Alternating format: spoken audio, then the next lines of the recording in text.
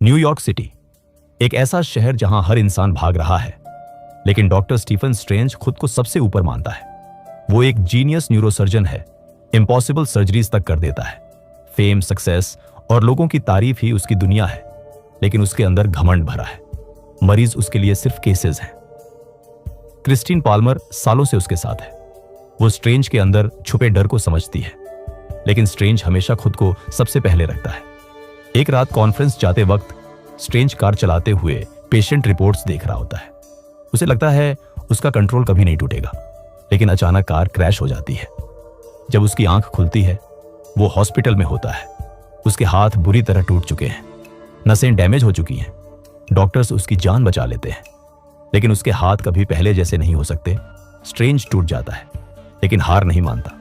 वो हर थेरेपी, हर सर्जरी, हर experimental treatment पर अपना सारा पैसा खर्च कर देता है। फिर भी उसके हाथ कांपते रहते हैं। धीरे धीरे उसका करियर, कॉन्फिडेंस और रिलेशनशिप सब बिखर जाता है। क्रिस्टीन उसे संभालने की कोशिश करती है, लेकिन स्ट्रेंज गुस्से में उसे भी दूर कर देता है। तभी उसे बेंजामिन पैंगबॉर्न नाम के एक आदमी के बारे में पता चलता है, जो पैरालाइज्ड होने के बाद फिर चलने लगा। पैंगबॉर्न उसे सिर्फ एक नाम देता है, कमर ताज। आखिरी उम्मीद लेकर स्ट्रेंज काठमांडू पहुंचता है। वो हर गली में कमर ताज ढूंढता है। पैसे खत्म हो जाते हैं, गुंडे उसे लूट लेते हैं। तभी मोर्डो उसे बचाकर एक रहस्यमयी जगह ले जाता है, कमर ताज।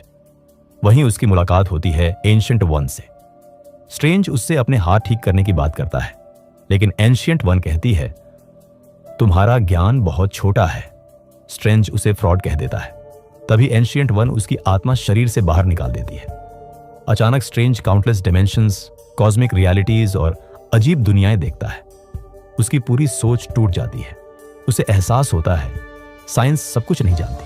वापस आने के बाद वो एंशिएंट वन से सीखने की भीख मांगता है। पहले उसे मना कर दिया जाता है, लेकिन आखिरकार उसे ट्रेनिंग मिलती है। एंशिएंट वन उसे सिखाती है कि मैजिक इल्यूजन नहीं, बल्कि दूसरी डिमेंशंस की एनर्जी से रियलिटी को शेप देने की कला है। स्ट्रेंज लाइब्रेरी में वोंग से मिलता है। वहां एंशिएंट बुक्स और टाइम के रहस्य छुपे हैं। उसे पता चलता है कि कुछ पेजेस चोरी हो चुके हैं और कैसिलियस नाम का फॉर्मर स्टूडेंट उन्हें डिकोड कर रहा है। स्ट्रेंज स्लिंग रिंग से पोर्टल्स बनाना सीखता है, लेकिन बार बार फेल होता है। तब एंशिएंट वन उसे माउंट एवरेस्ट पर छोड़ देती है। पोर्टल खोलो या मर जाओ। डर छोड़ते ही स्ट्रेंज पोर्टल एक्टिवेट कर देता है और वापस लौट आता है। अब उसकी ग्रोथ तेज हो जाती है। वो एस्ट्रल फॉर्म में रात भर पढ़ाई करता है, मिरर डिमेंशन में ट्रेनिंग लेता है। मोर्डो उससे कॉम्बैट और डिसिप्लिन सिखाता है। धीरे धीरे स्ट्रेंज समझने लगता है कि पावर के साथ रिस्पॉन्सिबिलिटी भी आती है। एक रात वो चोरी से आई ऑफ अगामोटो इस्तेमाल करता है और टाइम मैनिपुलेट करने लगता है। तभी वोंग और मोर्डो उसे रोकते हैं। वो पहली बार डोरमामू के बारे में सुनता है, डार्क डिमेंशन का रूलर, जिसे कैसिलियस पृथ्वी पर लाना चाहता है। स्ट्रेंज साफ कहता है, मैं यहां दुनिया बचाने नहीं आया, सिर्फ अपने हाथ ठीक करने आया हूं। लेकिन तभी लंदन सैंक्टम पर हमला हो जाता है।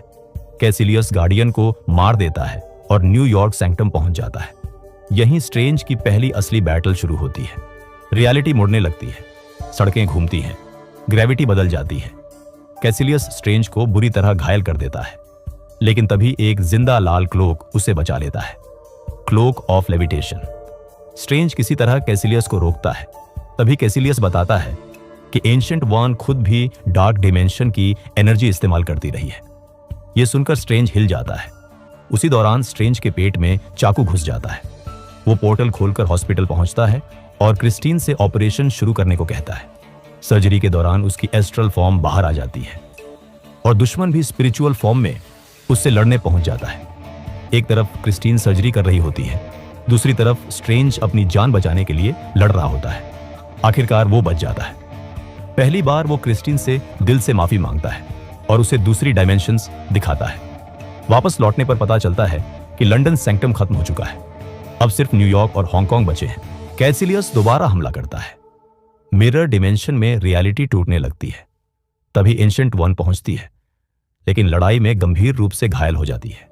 स्ट्रेंज उसे हॉस्पिटल ले जाता है। मरने से पहले एंशिएंट वन उससे कहती है, कोई भी कभी तैयार नहीं होता। वो उसे समझाती है कि मोर्डो दुनिया को सिर्फ सही और गलत में देखता है, लेकिन स्ट्रेंज बैलेंस समझ सकता है और फिर एंशिएंट वन मर जाती है। अब स्ट्रेंज के सामने आखिरी चॉइस होती है, अपने हाथ या पूरी दुनिया। इस बार वो दुनिया चुनता है। हांगकांग तबाह हो चुका होता है, डोरमामू पृथ्वी में प्रवेश करने वाला होता है। तभी स्ट्रेंज आई ऑफ एगामोटो एक्टिवेट करता है। समय उल्टा घूमने लगता है, टूटी इमारतें, मरे लोग, सब वापस लौटने लगते हैं। फिर स्ट्रेंज अकेला डार्क डिमेंशन में पहुंचता है। डोरमामू के सामने खड़े होकर वो कहता है, मैं सौदा करने आया हूं। डोरमामू उसे मार देता है, लेकिन टाइम लूप सब रिसेट कर देता है। फिर वही लाइन, फिर मौत, फिर रिसेट, बार बार, अनगिनत बार। आखिर डोरमामू समझ जाता है कि वो एंडलेस लूप में फंस चुका है। मजबूर होकर वो स्ट्रेंज की शर्त मान लेता है, पृथ्वी छोड़ दो। डोरमामू चला जाता है। कैसिलियस और उसके फॉलोअर्स डार्क डायमेंशन में खिंच जाते हैं। खतरा खत्म हो जाता है, लेकिन मॉर्डो नाराज हो जाता है। उसे लगता है कि नेचुरल लॉज तोड़े गए हैं। वो कामरताज छोड़कर चला जाता है। कुछ समय बाद स्ट्रेंज आई ऑफ अगामोटो वापस कर देता है। अब एंशिएंट वन नहीं रही और दुनिया पहले से ज्यादा वल्नरेबल है। स्टीफन स्ट्रेंज अब डॉक्टर स्ट्रेंज बन चुका है, अर्थ का प्रोटेक्टर, न्यूयॉर्क सैंक्टम का नया मास्टर।